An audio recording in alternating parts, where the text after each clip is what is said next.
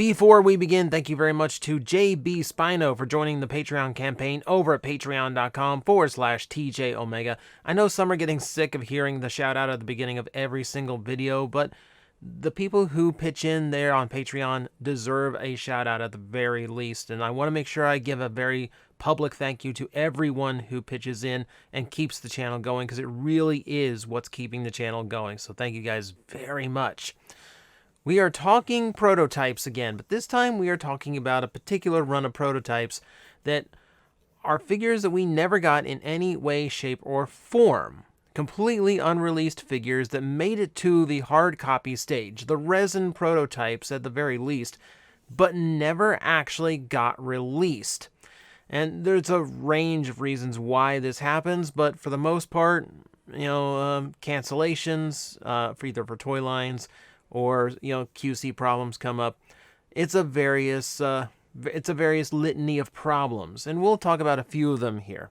For the purpose of this video, no remolds. Everything we're going to be talking about is completely new molding that was never released in any way, shape, or form with any design, and no canceled repaints either. There's way too many of those to cover. And I'm going to leave out a few of the more famous ones from G1, Unicron, RC, because, those don't see the light of day because, let's be honest, they would have died a death at retail back in the 80s. So, let us begin, and we are going to start with a different Unicron, which was the first prototype that really got the internet community buzzing, and that was Beast Wars Neo Unicron. When we first got a look at this thing, we could not believe it. The fandom got so excited. Unicron's finally getting a toy. Keep in mind, this is before we knew there was a prototype for the G1 Unicron. This was like the first time we'd ever realized that Unicron was close to production. Unfortunately, the toy reportedly had a lot of issues. It never would have passed any kind of safety standard. And let's be honest, like looking at it now, it was exciting because it was Unicron, but the design itself is not exactly thrilling. The gaps in the planet mode, huge shells hanging off of it, half the planet's on its back.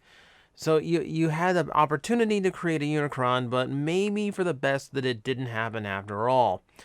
I think a lot of people still fondly remember this one just as that first moment where you got like super excited over a brand new figure, or like the first time you got to see a prototype. But I think it should really be left to nostalgia because, hey, we've gotten a few Unicrons since then, haven't we? From the biggest of Transformers all the way down to the smallest, I was a big fan of the world's smallest Transformers, or what is actually smallest transforming Transformers. I don't know how we managed to get the name wrong, but we did. Either way, it was a super tiny toy line that recreated G1 toys in the palm of your hand. Fascinating bit of engineering. And it would have continued into another series that included tracks and skids at that size. Reportedly canceled because of cost concerns, and like seriously, when a toy can fit in the palm of your hand, how expensive? How can your costs be that high anyway? It was originally planned to be part of the third wave of figures, which got scrapped in favor of doing a essentially an all-star list. Like a re-release of some of the best molds, a couple new chase figures, and Hot Rod. Hot Rod made it out, but. Unfortunately, tracks, skids, and incidentally, the extra gun parts for Megatron never made it out, which is unfortunate because it's such an interesting line just to show how far the engineering has come. Unfortunate, but also kind of not surprising. At number 8, I want to look back at what animated was before it was animated. I will warn you, animated comes up a few times in this list. But for now, it is from when it was called Transformers Heroes, the earliest stages of development for this series, because at the time, they were producing a Hot Rod and Rhinox prototype. And what was shocking to me about this is that aside from the fact that they look good, I mean, Rhinox has a proportion thing and kind of looks like a hulked out robot Frankenstein, but I really love the design of that Hot Rod. But for whatever reason, these toys never even made it into animated. They would have fit the aesthetic and they would have fit in with a toy line. For whatever reason, they never made it out of production, which is weird. right? Because the designs were done, the toy line moved forward, and usually when a prototype gets canceled, it is because the toy line is ending. This is a very rare case of a toy line completely overhauling to the point where the first prototypes they created for it don't really fit in with the toy line that they ended up going with. Very unusual case, and really surprised that we never got those designs in animated in any way, shape, or form. Yeah, I really don't have any more on that one. Just they were interesting. They were interesting, unique designs, and I hate when we lose unique designs. Speaking of unique designs, that's going to bring us to Transtech, and will bring us to Chidor. We didn't know for a long, long time that Transtech Chidor actually had a resin prototype in existence, but hey, someone actually showed it off. And while I really wish we could have gotten some better shots of the robot mode especially, the fact that it could transform and that vehicle mode and the robot mode conversion was all possible, especially that super crazy design that they had come up with for Transtech Chidor, to think it was physically possible was actually extremely interesting to find out, and really upset that something like this didn't happen.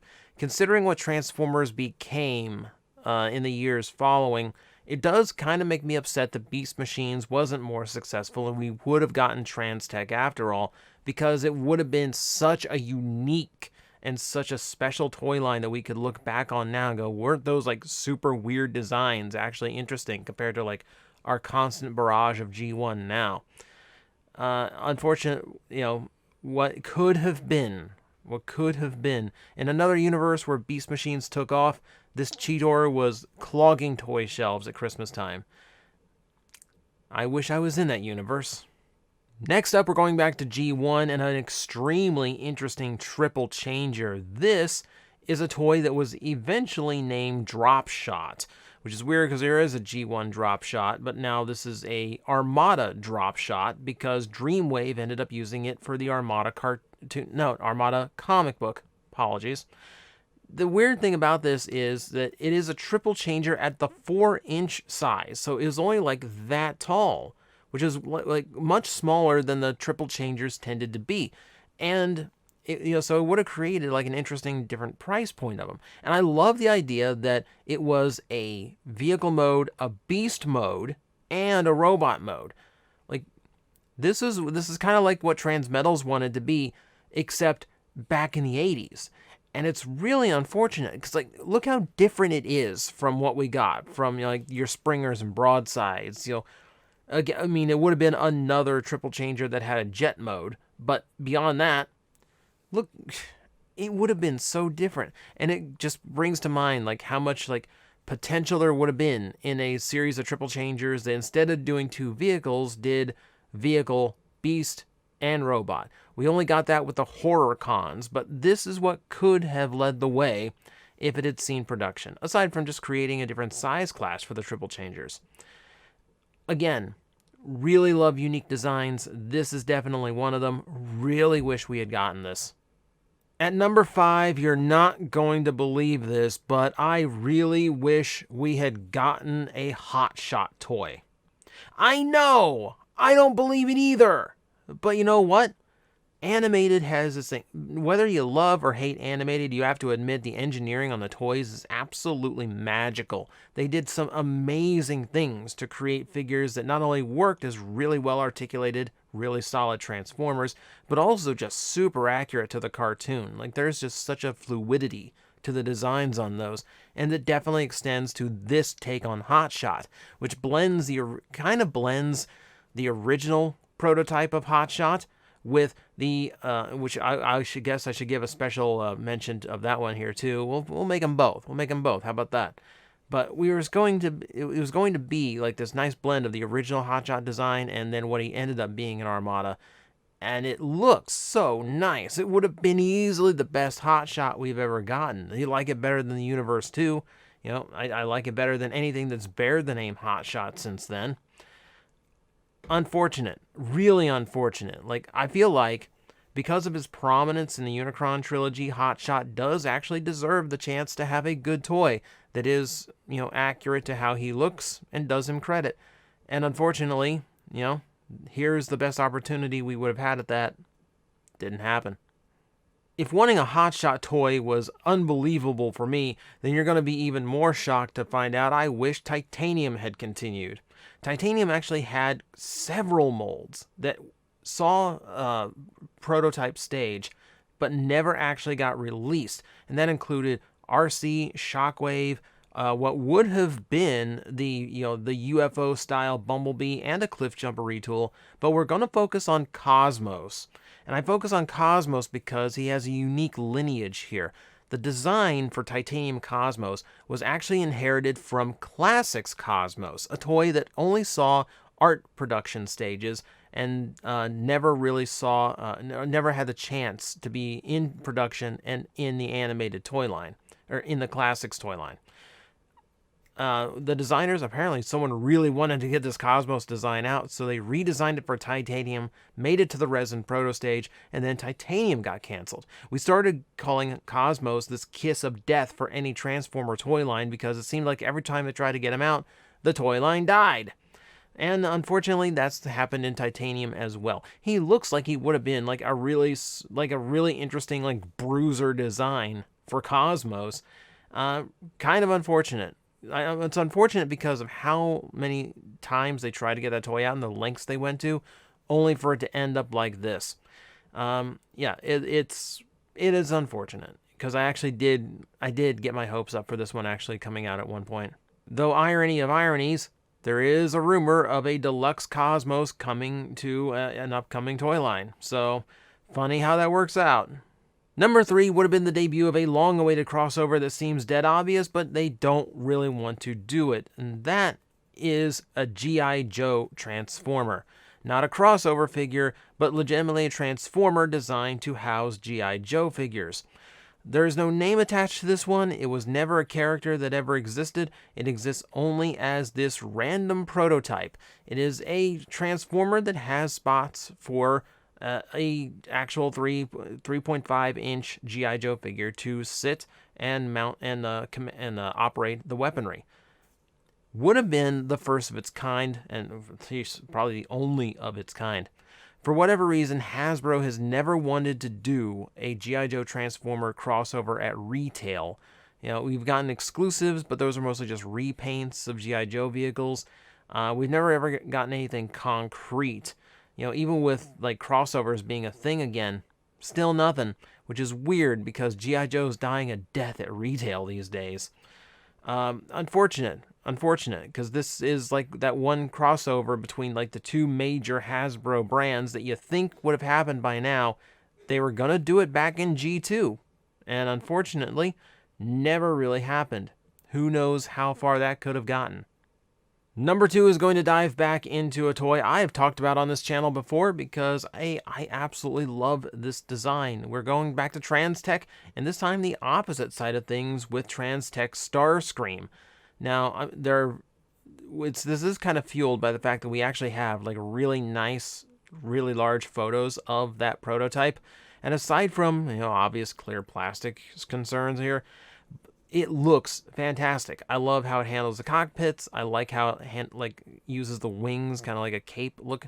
I love the design itself. It is such a cool design just for a space jet transformer, and we've never seen engineering similar to it. You can see little things that you could compare to other Starscreams or other jet transformers, certainly. But there is some uniqueness to it that has never been duplicated, and I really wonder why, because it's such a nice looking figure. This is one of those times where I'm like looking at third-party companies going, you've got these great photos. You've got all these shots of all their angles. Someone make it. Someone please make it. I love, this is one just, this is that one design where I'm like, you know what? If they had done it, yeah, I would have bought it day one. I would have bought every repaint they got. Because I absolutely love how this toy looks. Really, really upset. More so than Chidor. I'm upset that Transtech didn't happen because I did not get that Starscream. We're going to finish off with animated again, and possibly the best looking triple changer I've ever seen in my life. There's a lot of canceled toys in animated because the toy designers and the writers of the show were planning for a season 4 that never happened. So a lot of toys never made it to production. Remolds, repaints, and yes, brand new molds didn't happen. And one of them, the king of them for me, was Marauder Megatron. This was a triple changing Megatron, space jets, futuristic tank, awesome looking robot mode with a few hints of Beast Machine's Megatron, interestingly enough. But just look at the photos. And if the photos I'm showing you aren't good enough, go look them up yourself. The toy and the design is absolutely gorgeous. The jet mode looks super cool. The tank mode looks super cool. The robot mode looks great. And here's the thing. It's the only triple changer I can think of off the top of my head that doesn't seem to sacrifice one of the modes for the sake of the others. All 3 modes look really, really good. And all 3 modes don't seem to have visible components from the other modes in them. It's the cleanest engineering I've ever seen on a triple changer. And I shouldn't be surprised. It's animated. That's what animated did. From the leader bulkhead to deluxe lockdown. There's so many toys in there that did such amazing things with their engineering, and this was just a prime example. This would have been for me the toy of the entire toy line, and why we've never gotten this design in any way, shape, or form anywhere else, I do not know, because the engineering is so clean, so sound. Make it an original character. Make it a new form of Shockwave. Do something with it, because that design deserves to see toy shelves. There is someone who did create a 3D printable version. I would love to actually have one of those at some point. But for now, it is just a lofty dream that this design would ever see retail release in any way, shape, or form. I just want them to reuse the design, the engineering, because it looks so good. So that is the list. Of course, it is not the only batch of unreleased toys. These are just the 10 that I wanted to raise awareness of and talk about for a little bit. So if I missed one, if I missed a prototype that never came out, let me know in the comments below. Hey, we might do this again if we get enough of them piled up. For now, those are my 10. Let me know what you think, and I'll see you next time. Guys, I am facing the most powerful enemy any YouTuber can face, the algorithm, and I need your help to defeat him. Hit the like button, hit the subscribe button, hit the notification bell, and leave a comment. Every time you do, we attack that algorithm and we drive it back until it can no longer defeat this channel. Thank you very much.